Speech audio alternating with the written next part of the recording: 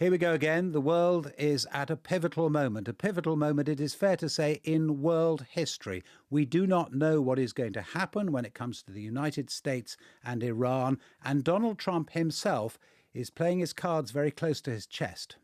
I have ideas as to what to do, but I haven't made a final. I like to make the final decision 1 second before it's due, because things change. I mean, especially with war. Things change with war. It can go from one extreme to the other.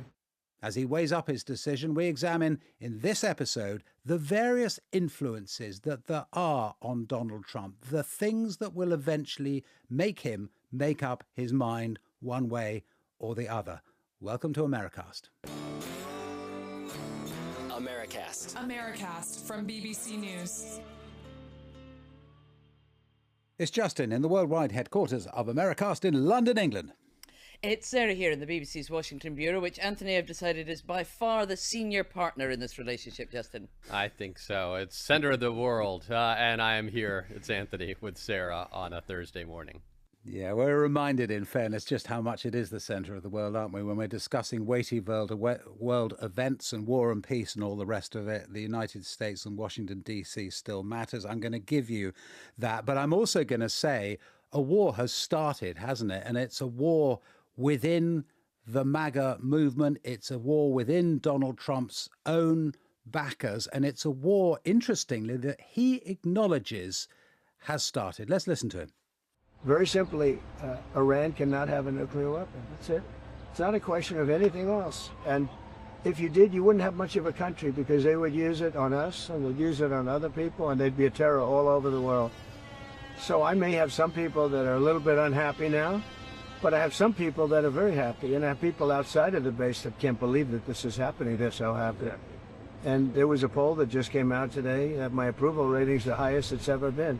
All I'm doing is saying you can't have a nuclear weapon. And I tried to do it nicely, and then on day 61 I said, let's go, because we can't let that happen.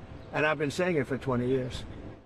Well, I should say that if he's seen polls that show him with the highest approval rating he's ever had, he's the only one. The polls do not indicate that, but they do indicate that there are some serious misgivings within the Republican Party, within Donald Trump's MAGA base, about getting involved in a foreign war. Remember, back in January, Donald Trump had said he was going to be a peacemaker, and he'd boasted about no new wars during his first presidential term. And he was very, very clear throughout the campaign that putting America first meant not getting involved in foreign wars or forever wars, as he not inaccurately described what was going on in Iraq and Afghanistan. And it's that memory, isn't it, Justin, that overhangs all of this. The ideas that were around 22 years ago, when saying that Saddam Hussein, dictator in the Middle East, had weapons of mass destruction that were threatening the rest of the world. America had to go in and get rid of them, and that was such a disaster that it has a long shadow looming over the idea of America taking action in Iran. And why is Donald Trump president? Why did he become president the first time around? At least part of the reason that he overwhelmed the Republican Party. I'm looking back to those debates back in the early days before the 2016 run, or during that run when he was running in the primary against all those candidates, including Jeb Bush, George W.'s brother. And I mean, albeit that actually previously his record on whether or not he supported the Iraq war is a little bit murky, and at times he did seem to support it. But fundamentally, when it mattered, Anthony, during that campaign, he really made a play, didn't he, that the Republican Party had got it wrong, that they expended a load of money and a load of lives and American prestige and got nothing out of it. And that was his thing, wasn't it? That was the thing that he kind of battered on about during those primary debates, and it separated him out from the rest of the pack. And I think we can sometimes forget, actually, how running against the Iraq war and against war generally, and certainly neoconservatism and the idea that you can change the world in America's image, that has been part of the Trump DNA for some time. It has been. That, immigration, and trade were his big apostasies compared to the Republican establishment. And Donald Trump has essentially moved the Republican Party to where he is on those positions. If you remember back when the run-up to the Iraq War, you had Colin Powell talking about incontrovertible evidence that Iraq had weapons of mass destruction that were presenting a clear and present danger to the United States. George W. Bush was saying the same thing. So here we are 20-something years later, and the intelligence agencies are saying there's not evidence, overwhelming evidence, that Iran is close to developing a working nuclear bomb. And it's the administration now that is putting aside what the intelligence community is saying, what Tulsi Gabbard, who is Donald Trump's director of national intelligence, testified to in March, that these were the conclusions, that while Iran was enriching uranium at the highest levels ever, that didn't mean that it was particularly close to developing a bomb. So it's a mirror image, but some of the arguments that we're hearing now from Trump administration officials that Iran's nuclear threat is so overwhelmingly imminent that it has to be dealt with are the same sort of arguments that we heard 20 years ago, and ones that Donald Trump, as you mentioned, objected to and said led to a horrific foreign policy blunder. Yeah, it's fascinating the number of splits there are, not just within the MAGA movement and the Republican Party, but even within the administration over this. So you look at Tulsi Gabbard, the Director of National Intelligence, who, as Anthony said, testified that Iran's not that close to a workable nuclear weapon. Then Donald Trump says, yeah, I know she said that, but I take the opposite view. I believe that they are very close. I mean, maybe because he's been persuaded by Benjamin Netanyahu, the Israeli Prime Minister, who he says he speaks to daily about this, who has been arguing for a very long time that Iran is incredibly close to these weapons. But yeah, Donald Trump is just dismissing in public what his own pick for Director of National Intelligence had actually said in Congress. And then within the MAGA movement, there are those who say, hang on a second, we quite like Trump 1.0. We like the Donald Trump who campaigned against all of this stuff. We like the Donald Trump we saw in those primary debates back in 2015, 2016. We don't want to go down this road that suddenly Donald Trump seems to be taking us down now. We're holding out against it. And one of the most influential people doing that is Tucker Carlson, the former Fox News man, who's now got his own kind of roadshow, hasn't he? And to put it mildly, actually makes a lot of money and is extremely successful and very much watched on the right. So he had Senator Ted Cruz on, right-wing senator, Trump supporter, someone who is very much on for what the White House wants to do. And in some respects, you would expect, well, that would be kind of a meeting of minds. It certainly would have been a year or so ago. But my goodness, it wasn't. Okay, so you topple the regime and by whatever means. What happens then? How many people live in Iran, by the way? I don't know the population. At all? No, I don't know the population.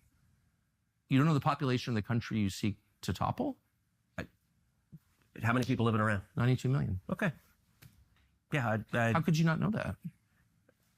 I don't sit around memorizing population tables. Well, it's kind of relevant because you're calling for the overthrow of the government. Why is it relevant whether it's 90 million or 80 million or 100 million? Why is that relevant? Because if you don't know anything about the country... I didn't say I don't know anything about Okay, what's the ethnic mix of Iran?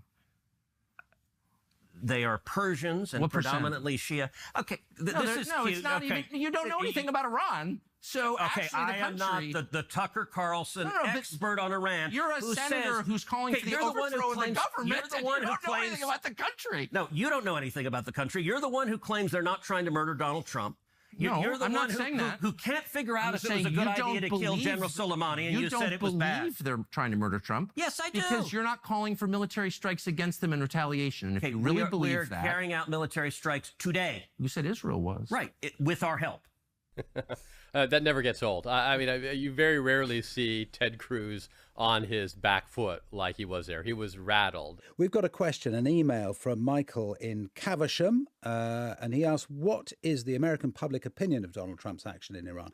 This is interesting, this one, though. So Michael is specifically asking about wider public opinion of the action against Iran or potential action against Iran. Are European leaders feeling that they have to reluctantly side with America? And it's an interesting one. That I haven't seen any polls that haven't been that have been specifically on Iran. What do we know about what the wider public mood is? We have seen some polls come out now, and they show not substantive support, 20%, 30% for military action in Iran, more people opposed to it, and a lot of people undecided. They don't know whether this is the right thing to do or not. And that makes you think that, well, depending on the outcome of these strikes, that could help form public opinion one way or the other. If Donald Trump does this and there are American casualties, it looks like we're getting bogged down in a morass. I think those undecideds are going to break against him, and then it will be a very real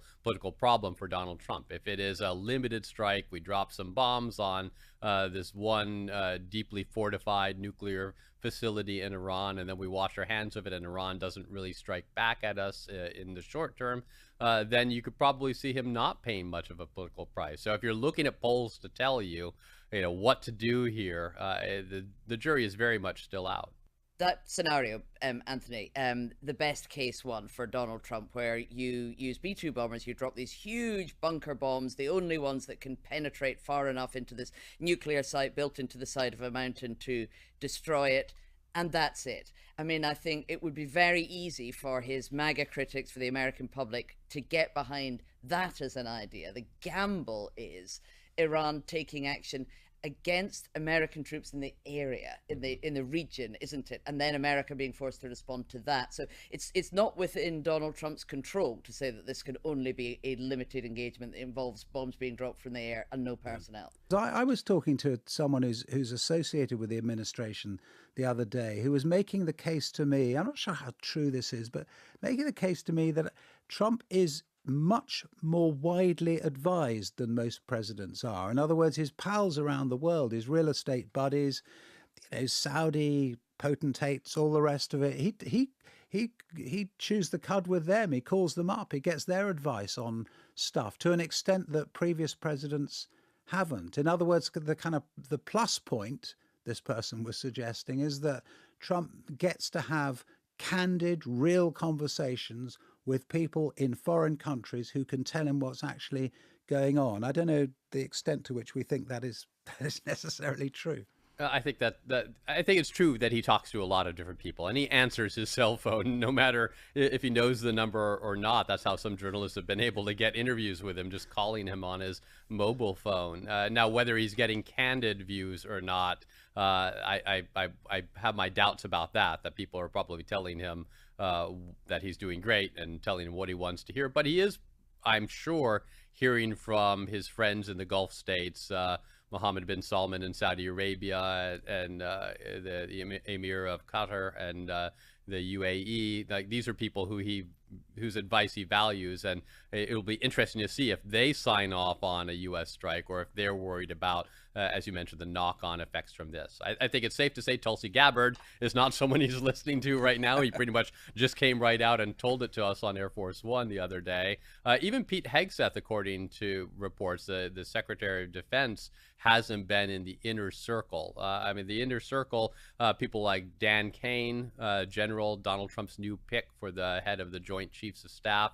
Apparently, Donald Trump is listening to him very closely. J.D. Vance, his vice president, also someone who has Donald Trump's ear. John Ratcliffe, who is the director of the Central Intelligence Agency and was in Donald Trump's first term. Apparently, he is in this inner circle. I want to highlight Vance because that's interesting. He posted something on the social media site X just the other day, and he said he trusts Donald Trump, and Donald Trump supporters should trust the president too, that Trump has been very clear about Iran not having a nuclear weapon, but Vance does understand the concern about getting involved in foreign wars and getting pulled into foreign wars. And so it seems like he's trying to straddle that line and be the liaison to the base that clearly is not happy. And I can understand why Vance wants to do this too, because unlike Trump, Vance does have higher political ambitions. He does have elections down the road that he needs to win, and he needs that Trump base to stay with him, even if Donald Trump doesn't really care if he alienates them now or puts that at risk. There's a very interesting theory about Donald Trump, though, just when it comes to, he gets his advice very widely, as you say, but has a bad habit of making his mind up depending on the last person that he spoke to. And for instance, John Bolton, who was in his first administration, so had some experience of this, has since fallen out with him, and they don't speak and are sort of sworn enemies now. But John Bolton was, of course, a neoconservative, 100% in favour in the war of Iraq, making similar arguments now for attacking Iran. And this is one of the reasons that gets discredited amongst other Republicans, is these neocons who are demonized as much, some of them in some cases more even than Democrats, demonized by the MAGA base, are all gung-ho in favor of the idea of trying to take out Iran's nuclear sites. But you look at somebody like John Bolton, who says he's seen this before and he's worried that that's what's going to happen in this particular instance. You can talk about it for weeks, you can make all sorts of plans, and at the end of the day, Donald Trump just, he hears something he likes and he just goes with it. Okay, let's get some expert opinion now. I've been talking to Elliot Abrams, who's a senior fellow for Middle Eastern Studies at the Council on Foreign Relations in Washington. But he also, and this is really crucial for this interview, he was special representative for Iran from 2020 to 2021. So not a long time, but it was a time in the first Trump administration. So he knows the thinking of the president and he has worked with him on Iran. He was also Assistant Secretary of State back in the Reagan administration, so he also knows how Republican thinking has evolved on all subjects when it comes to foreign affairs in the last few decades. Here I am talking to Elliot Abrams. Elliot Abrams, welcome to Americast. Thank you very much for sparing us the time. Happy to do it. Tell us what you can about Donald Trump in these life and death, war and peace moments. I mean, you saw him, you specifically spoke to him quite a lot, I assume, about Iran first time round. What was he like to brief? A very difficult man to brief. He's not much of a reader. He's got let's call it a discursive mind that is, all over the place. He won't drill down on something very easily.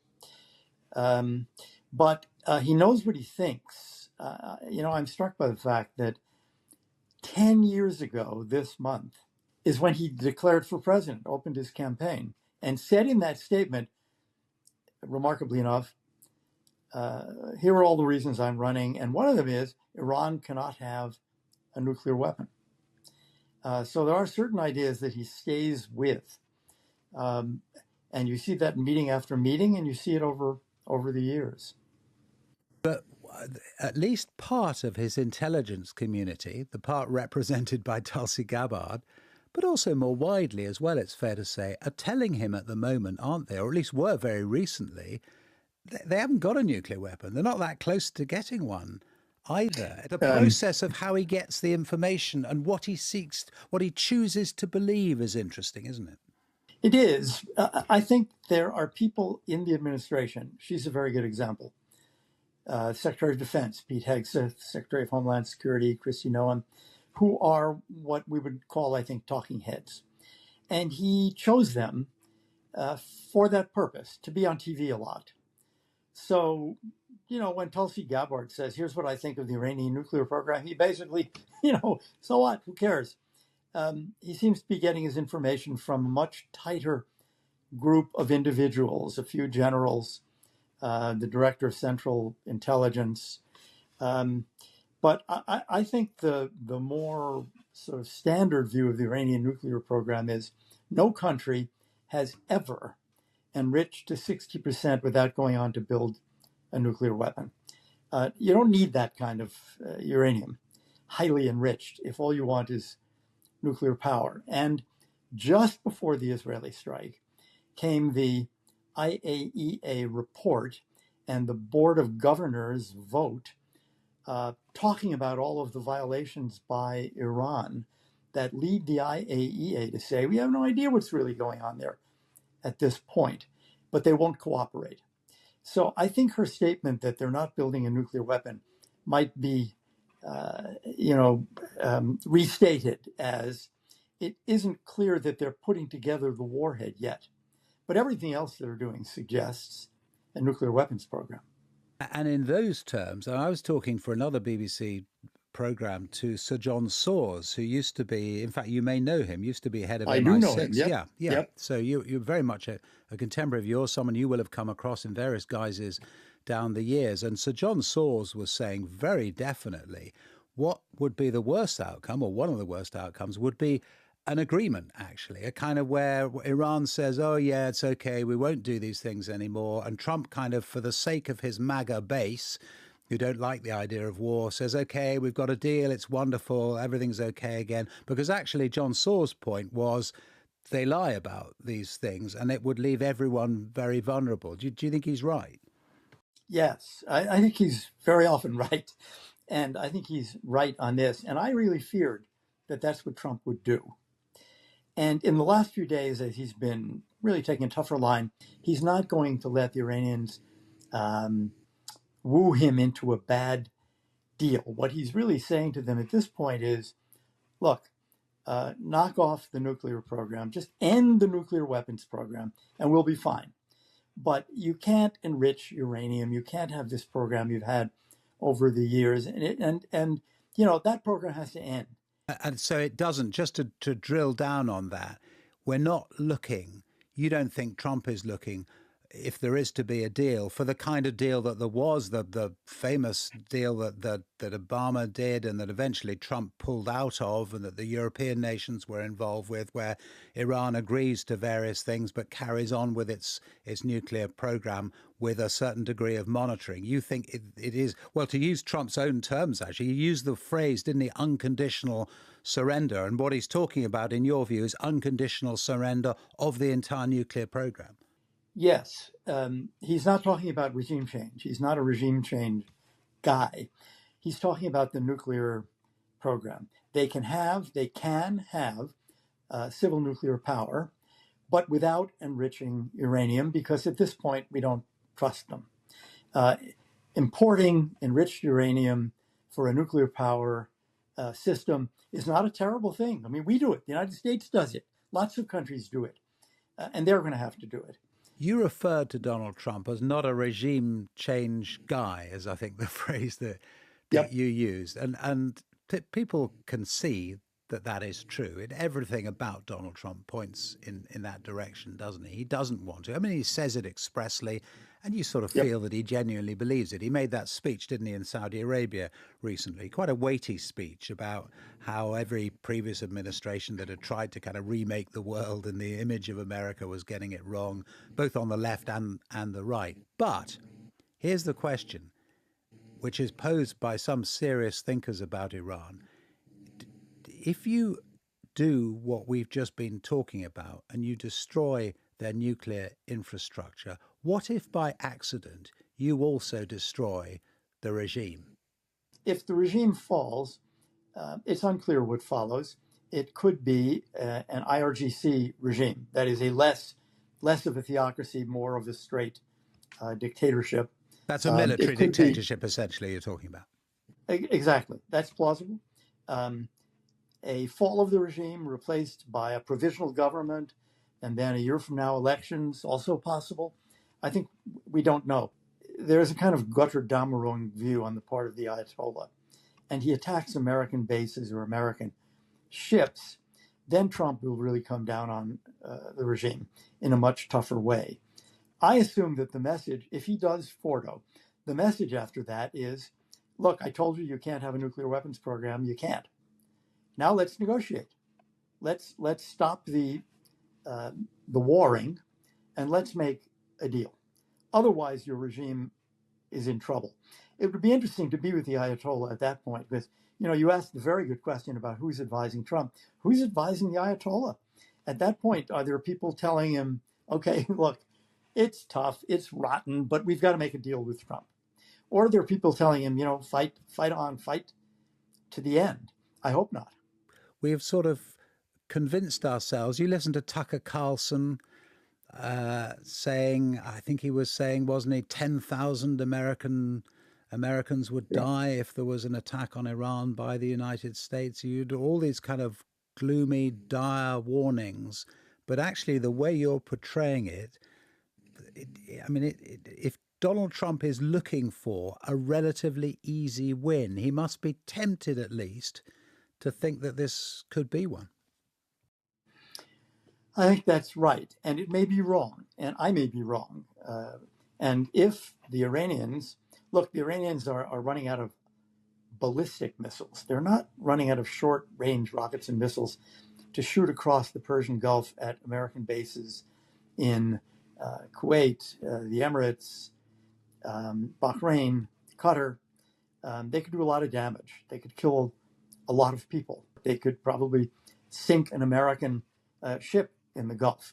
But it would mean that those of Trump's supporters who said, stay out of this, many Americans will die. Not 10,000, that's kind of crazy. But hundreds will die.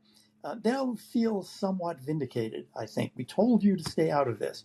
If Trump bombs Fordo, and then there's some kind of either Iranian collapse or Iranian negotiation, and they want to go back to Doha and do a deal, then Trump will be completely vindicated. He sure seems relaxed about it, I must say. And part of that may be the belief, which I sure hope is correct, that the Iranians are not crazy and therefore won't attack American bases. Elliot Abrams, it's such a pleasure talking to you. You've been really candid with us, and it's I've certainly learned a lot. It's fascinating stuff. Do you wish you were still there? Do you wish you were in the room? Sure. I mean, I'd be getting a lot less sleep, but yes, simple answer. Well, Yep. you've certainly. I'm very glad you're not, because you've had the time then to talk to us, and it's been a pleasure talking to you. Thank you very much. Okay, guys, upwards and onwards. That's about it from us for this episode. There'll be plenty more, including potentially some emergency ones, I guess, still to come. But that's it for now. Bye. We are on standby like the American military. Bye, y'all. Bye-bye.